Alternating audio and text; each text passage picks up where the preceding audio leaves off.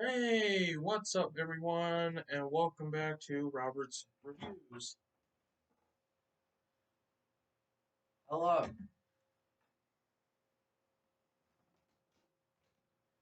Anyway, sorry about that. That was my little brother. Today on Robert's Reviews, you're probably wondering why I am wearing my Confederate cavalry officer's kepi. Now, the little update. Um, I did personally sew this shamrock on the hat on the kepi because I wanted to give the impression that I was a cavalry officer that's of Irish descent and that I want to represent the Irish. So yesterday I was able to have enough money to go up to this pawn shop place to buy this really cool uh, cavalry saber that I really wanted. So finds that I was $15 short. I had to sacrifice some of my Xbox One games to get this sword because I really wanted it. It's been sitting in this pawn shop for months, but I was able to finally have this sword. So I will show it to you right now.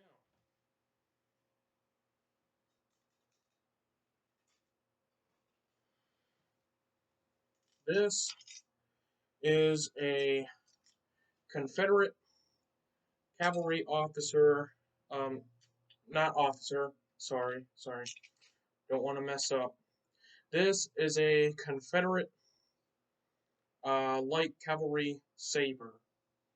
I believe that this is a an M6, not 16, M1860. I believe that this is a reproduction. This is not real. Okay, this is all reproduction, and I thought it was a really good reproduction. Um, in fact, I think it was so good of a reproduction that I think that reenactors would use a sword like this. But this is, I believe, a reproduction of the M1860 light cavalry saber, and of course, I just fell in love immediately with the colors of the scabbard and the guard and that. So anyway, I'll show you the sword. That's the color, and this would be brass, and this would be all steel. So the gold part would be brass. But this is all metal, all steel. So when I pull out the blade, you'll see CSA stamped right on the blade. And if I bring this over, I don't know if you can see it, it'll say India on there, not China. So, and of course, India, um, they make some pretty good swords. Depends on the buyer. And on the blade, stamped as I don't know if you can see it. It says JMJ. I've been trying to find so hard to find out what that means. I don't know if that's the company that makes the sword or if it's stamped on there to be part of the decoration. I don't know. I'm trying to find out about that. But I don't know what you guys think if this is a beautiful sword. Most of the time these would be black, but this is not black. So I will pull out the sword.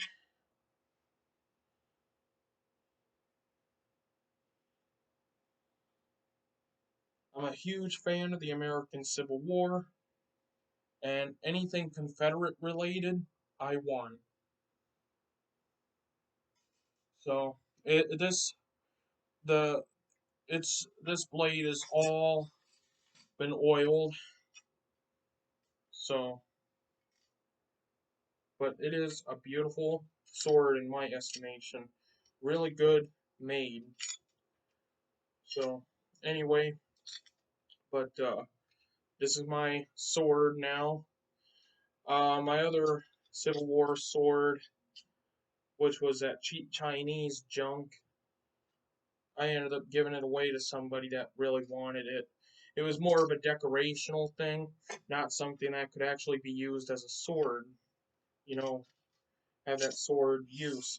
And I don't know if you can tell, but here's the thickness of the blade. That's how thick it is. So, like I said, it's a really nice, and there's no engravings of any kind on the blade.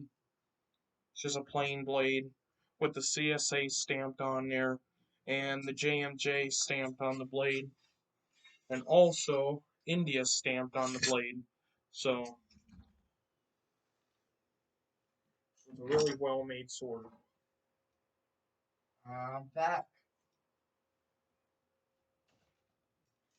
And a lot of the Civil War soldiers that were in the cavalry would walk like this